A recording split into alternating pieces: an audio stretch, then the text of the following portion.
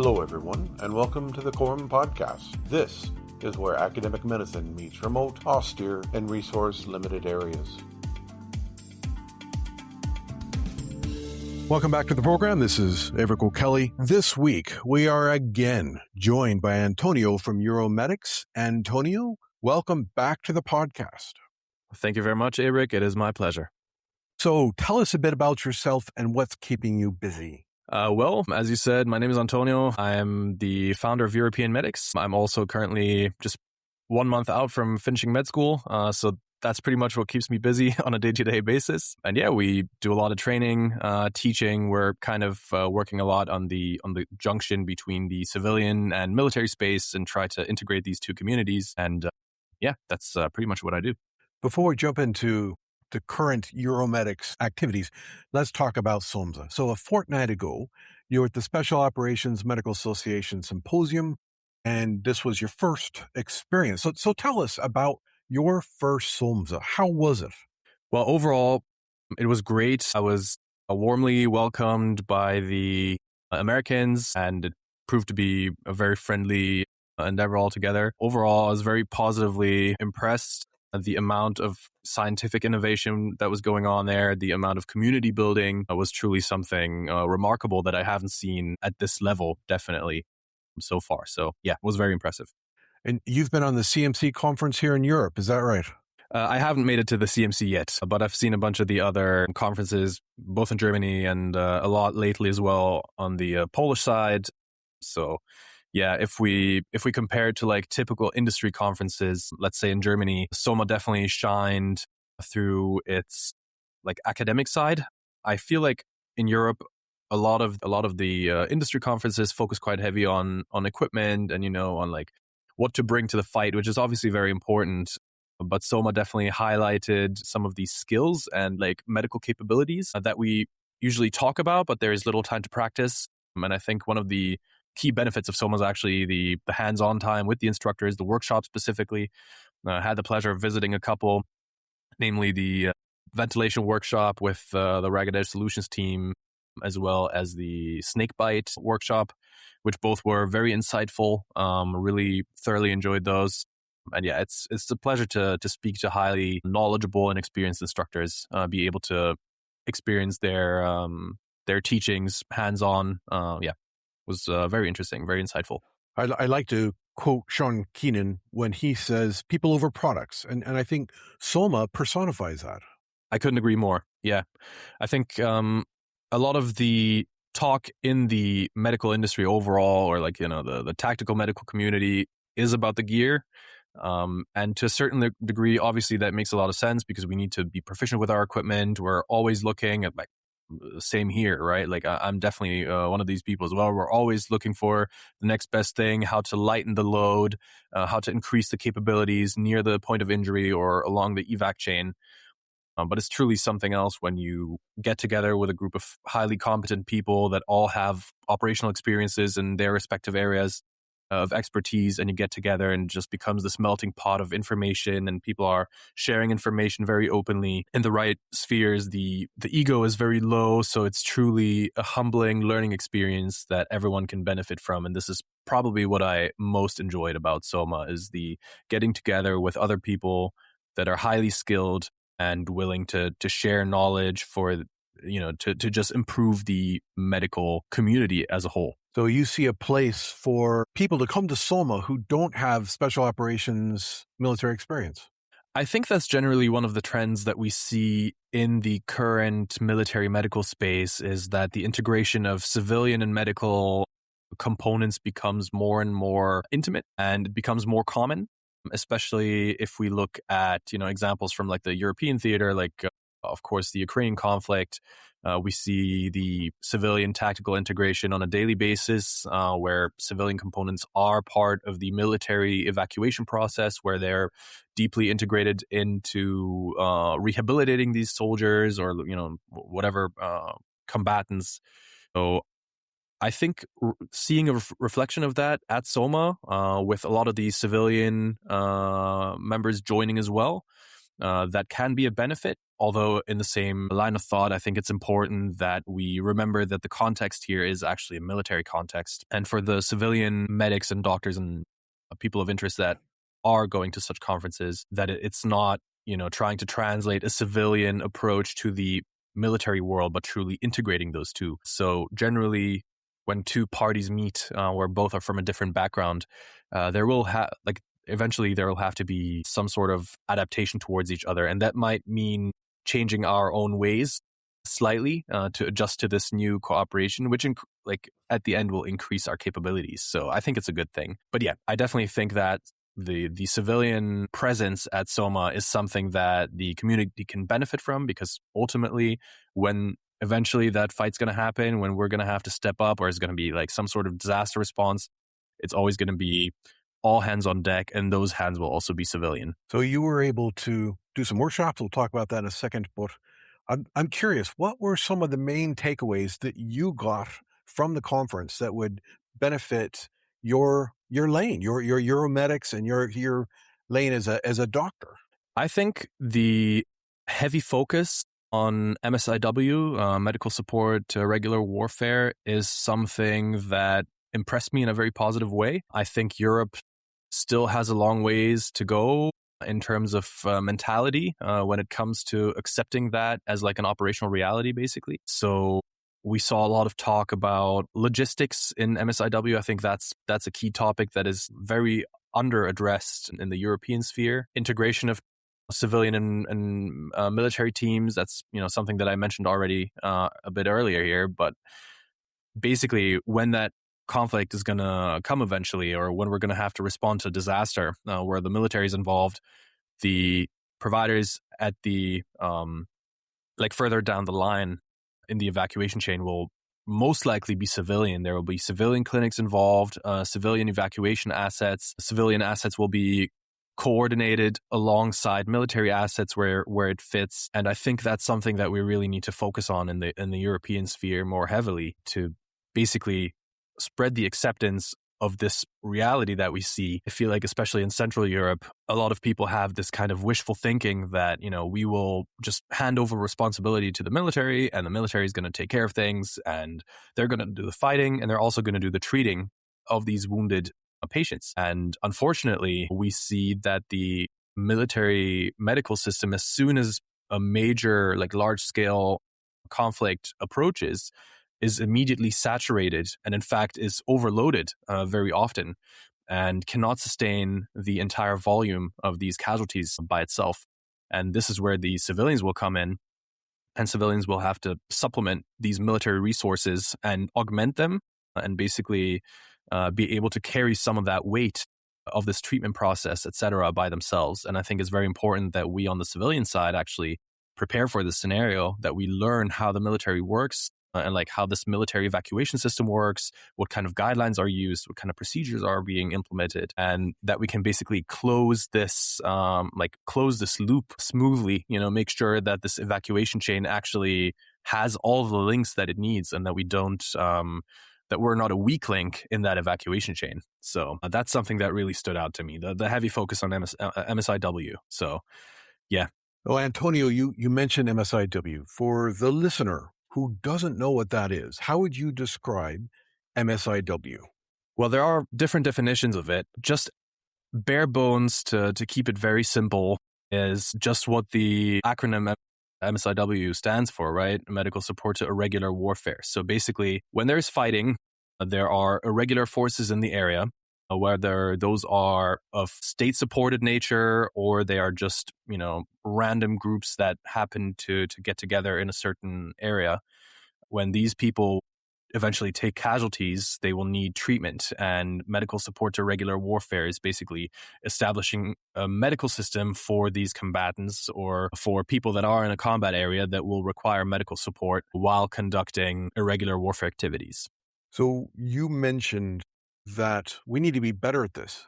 We need to learn MSIW, but in one part of history, the Baltics were the best at MSIW, but Poland as well has a long history of resistance. How can we as European relearn these skills? I think that's a great point.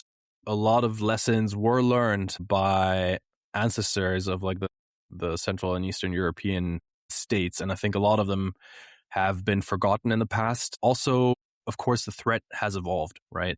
We're not facing the same kind of technological threats. We're facing an entirely different digital structure, right? There's a massive surveillance apparatus that both parties, or like most actors on the global scale, have access to. So the threat profile evolved quite heavily, and therefore our preparation for this type of environment must also evolve, and we need to relearn the lessons based on the current threat profile and adjust to, you know, what's actually happening right now. You mentioned Poland. Poland had a very elaborate system of medical support for their combatants, both of the home army and like the adjacent, let's say, guerrilla units that were operating in support of liberation from the from the occupiers. So yeah, I think it's definitely worth taking the time and reading up on how exactly these people ran these underground clinics in quite rudimentary conditions, truly austere medicine with no chance of evacuation to any meaningful level. Medical support was provided at homes, right? Like in the homes of people that would support the resistance movements, and the whole evacuation chain was also established in that way. And it was all completely covert, because obviously in occupied Poland, detection would mean, well, being executed most of the time. So something taken very seriously, and we can see parallels of that currently in the occupied regions in Ukraine, for example. So a lot of the MSIW thought processes that we have can be directly validated by observing these, you know, like what's going on in Ukraine at the moment, and learning from lessons from the liberated areas that have been under occupation for some time and were then liberated by the Ukrainians. And so I think those are quite useful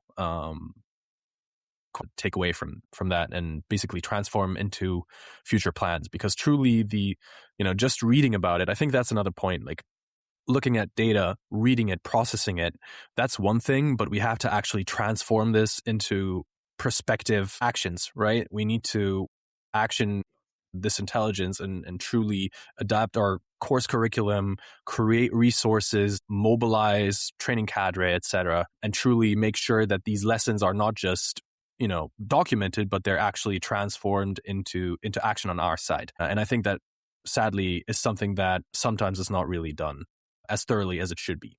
Everyone loves lessons learned as the next guy, but we truly need to do something with that information. I think that's the key takeaway. I've enjoyed taking trips to visit resistance museums in the Baltics, and Slovenia has a few as well. And there's a lot to relearn. And that is a challenge to read this historical knowledge. And then how can we learn? How can we grab that head knowledge, turn it into hand knowledge, and extrapolate that knowledge to the current conflict?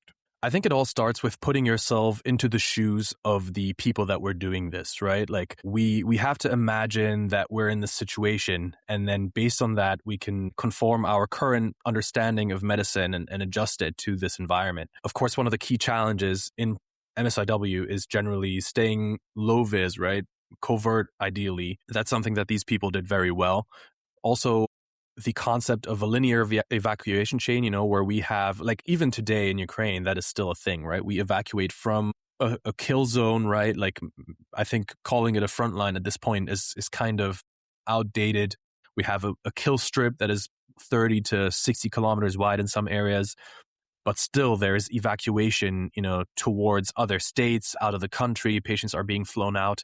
I think it's important to realize that if we, God forbid, should ever be in such a situation where we would have to provide MSIW, or like the system would come into fruition, there would be no evacuation in a classic sense. The evacuation would probably be to a network of safe houses, just like how it has been in the Baltic states and in Poland during World War II, where combatants, when wounded, would be evacuated through, complex system of underground, what we would call today stabilization points, first treatment areas, would be moved completely covertly, basically smuggled through a network of safe houses and being treated right in the operational area. So in the occupied territories, because obviously even just going to a hospital with a war wound of some sort would immediately alert the occupiers, and therefore jeopardize the entire network and compromise it. So I think the understanding of a cyclic model of care where we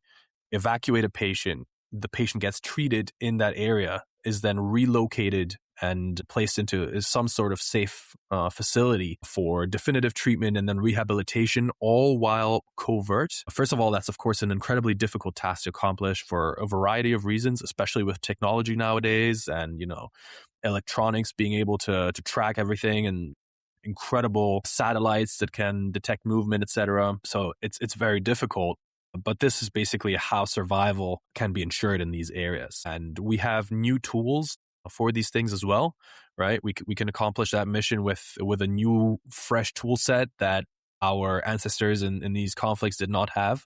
That's something that we definitely need to leverage. We have telemedicine, which is also a phenomenal tool for those who are less experienced. And that's something that the civilian medics will definitely benefit greatly from, but also the tactical side, of course, to get expert consultation. And these new tools can be employed effectively to basically enable this kind of very difficult endeavor and make it more manageable. Antonio, we have doctors and nurses and medics listening to this podcast. What can they do to prepare for this guerrilla warfare, this MSIW?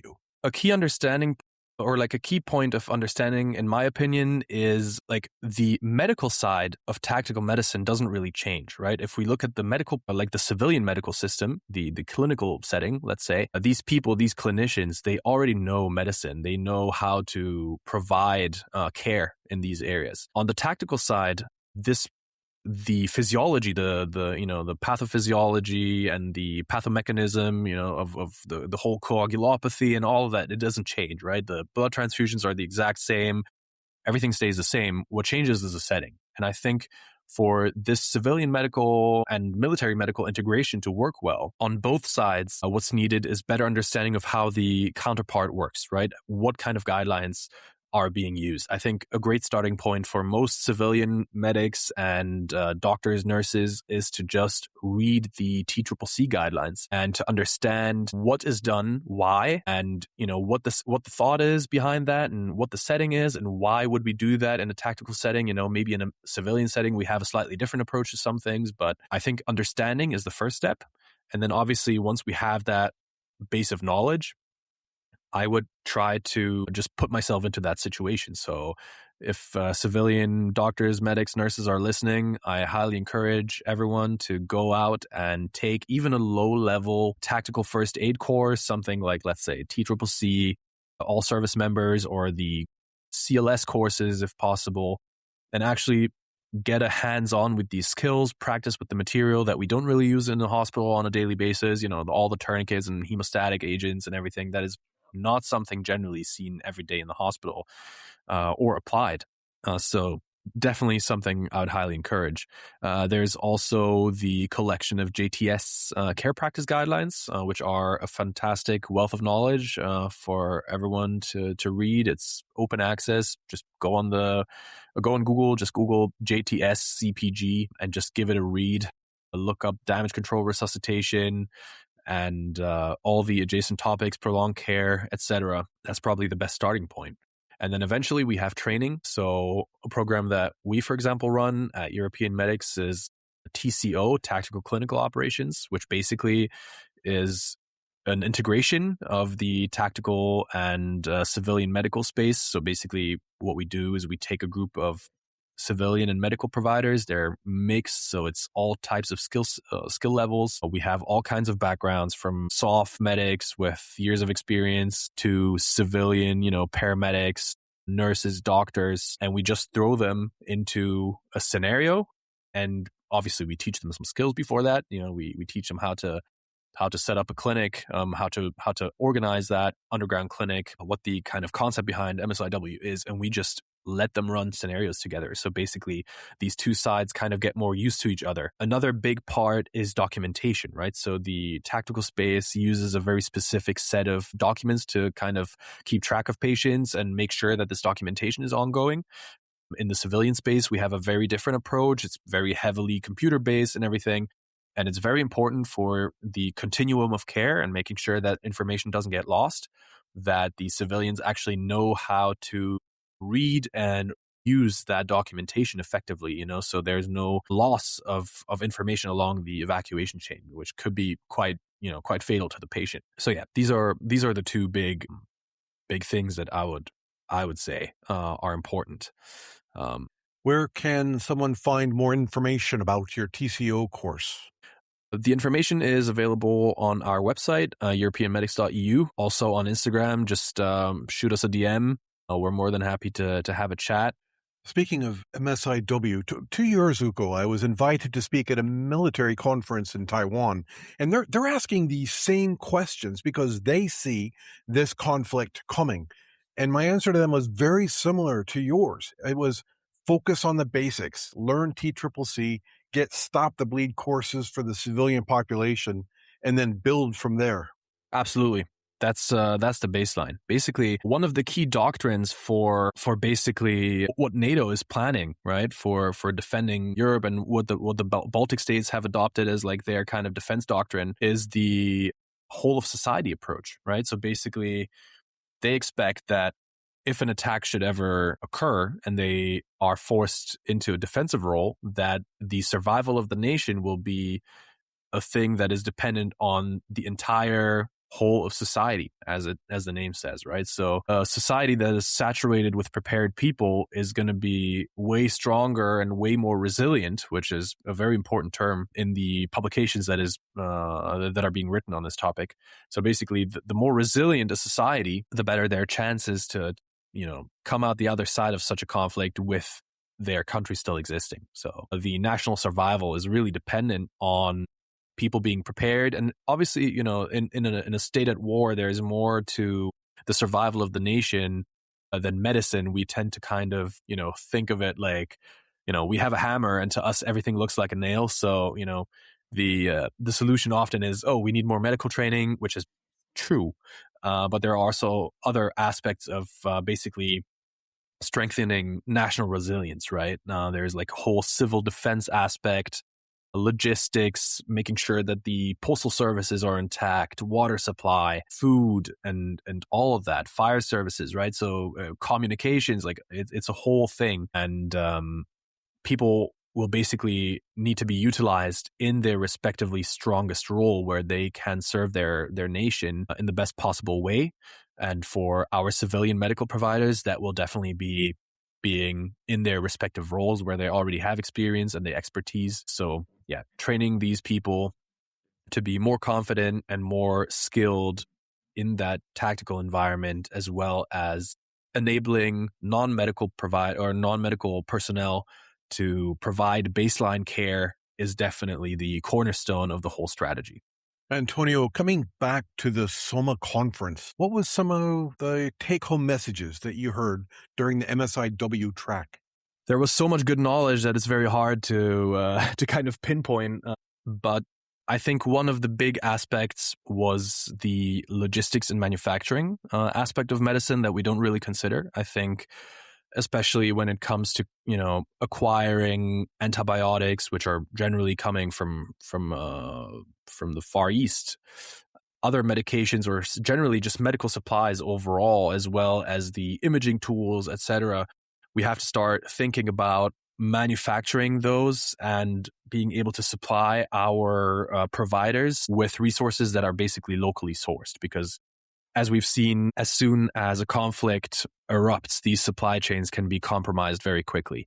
And I think focusing on the logistical aspect of medicine is quite an important thing that is often overlooked, because we rely on the ability to ship things, from overseas. We've already seen how just like, the Strait of Hormuz situation has impacted our ability to maintain steady stock of certain medical products because the shipping is interrupted. And obviously, if a state at war, or God forbid, multiple states at war at the same time need medical equipment, that could be quite the issue. Yeah, so that's the first point. Also, another thing, I think really the ethos of SOMA is the relationship building. I think that if we actually want to stand a chance, we need to make sure that we can build genuine relationships with our peers, that within the, NATO, but like also beyond NATO, right? That with our neighbors, that we have genuine good connections and we have meaningful relationships, because this is how our improvisation will be much more effective. And also we will just understand each other much better, and we will be able to prepare ahead of time for conflicts that might arise, or any other challenges, right? Even beyond conflicts. So I think these two are the main takeaways that I've taken home, and I'll definitely try to integrate in my daily life. It's great to hear you mention logistics, and I find it interesting to read about how 3D printing is making a difference in austere medicine, and in the current conflict on the front lines. They are 3D printing tourniquets. They're 3D printing a ton of things. Yeah, absolutely. Generative manufacturing, like especially close to the POI, is definitely something that is in line with the whole MSIW mindset, where things are sourced locally, where things are manufactured locally to basically ease the supply burden right where these supplies are being used up. I think that's a phenomenal effort. And, especially when it comes to tourniquets, of course, people will say, oh, they're not tested, they're not certified. Absolutely. But, for the majority of conflicts, we've seen, bandages made out of bed sheets throughout the last couple of decades. So I think that's definitely something to stay. And obviously, Aebhric, you yourself are an expert at improvised medicine, and you certainly know how critical this skill is. I'm sure you have a lot to say about that. I'm trying to bring in evidence-based improvised medicine. There's a lot of Baltics out there, and my PhD research is focusing on bringing in evidence so we don't have absolute trollops of using a wire to do a tourniquet. So there's a lot of work to be done there. Yeah, there's definitely a lot of ideas. And I think one of the challenges is, especially when a conflict reaches a certain scale, that a lot of people are being put into a situation where either they need to improvise and they, are genuinely trying to do their best, or people kind of, get false confidence and feel like, there is some expertise behind certain techniques, and misinformation can spread quite rapidly, which can be very, can have disastrous results for our patients, to be fair. So absolutely.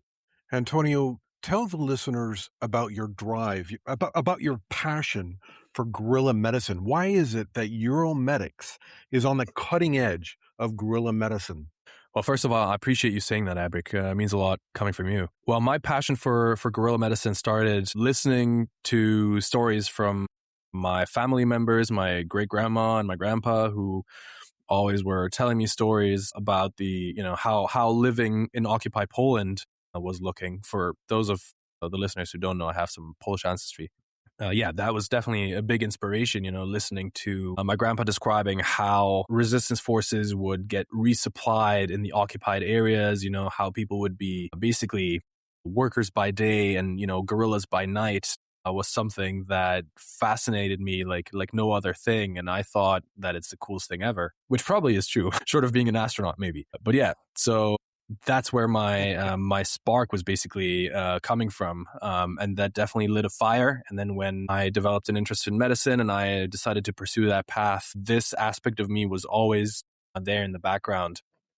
And I just wanted to bring that to light with EuroMedics and kind of enable our community to be better prepared, because this is a solution that, unless we prepare now, we will have to go through a lot of effort and a lot of lives lost, a lot of suffering, if we have to learn these lessons while the threat is already ongoing and the pressure is already on.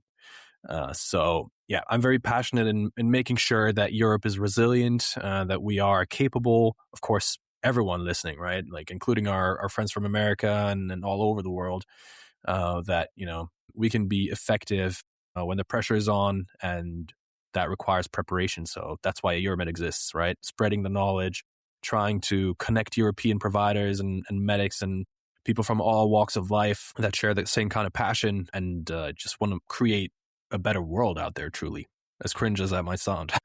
Well, now that you've finished medical school and you are, in fact, Dr. Antonio, what are your plans for EuroMedics and your Guerrilla Medic program? All right, soon to be Dr. Antonio. What are your plans now? Well, ultimately, I think I'd like to specialize. I'm looking at a pathway into anesthesiology and intensive care. I'm very passionate about flight medicine. So I think maybe once I'm done with my specialty, that's a pathway that I would like to pursue as well. And obviously, on the European medics side, I would love to continue developing the European resilience project that we have going on, right? So connecting medics and providers across the spectrum from all walks of life, from the civilian side, from the military side, disaster rescue, all of the above, across ocean, just strengthening the information exchange, making sure that the experiences that, some of us learn don't go wasted and we can actually all benefit from it. So yeah, continue doing courses, working with great people, and just having fun along the way. That's the goal. I look forward to seeing that. My final question for you is this. What advice do you have for the new medic, the new nurse, the new doc who is just starting out on their career in austere medicine? I would say learn good medicine first, of course. Be proficient at what you do, because basically the worth of the medic originates in being good at medicine. But further, I think having compassion, keeping an open mind, being willing to work with other people, and just adopting the mindset of always being a student, I think that's something that will take an average medic and make him a great medic. So that's something that I would recommend. Just being open-minded, reading research, getting engaged in research, and just being a force of good out there, really. That's excellent advice. Well, it's great to have you back on the program, and I'm sure you'll be back again eventually. Let's see what you can do. This is going to be interesting for me to see where you go. Thank you, Aebhric. Thank you for your invitation. It's been a pleasure and an honor, as always. And yeah, I'm very excited as well. This is really more of a community-driven project. So we're super excited that, people are getting on the MSIW track, and it's starting to become a thing in Europe. We're definitely we definitely want to support this as much as possible. We're looking forward to seeing you in the future, Aebhric, and I'd love to have you at some of our courses if you're interested. And yeah, thank you very much. This has been a presentation from the College of Remote and Offshore Medicine. If you would like to earn CPD credits for this podcast, you can join the Council of Members. Being a member of the college gives you free CPD credit, free access to our virtual field guide, and discounts on our e-learning courses. You can join the team on our college website at quorum.edu.mt.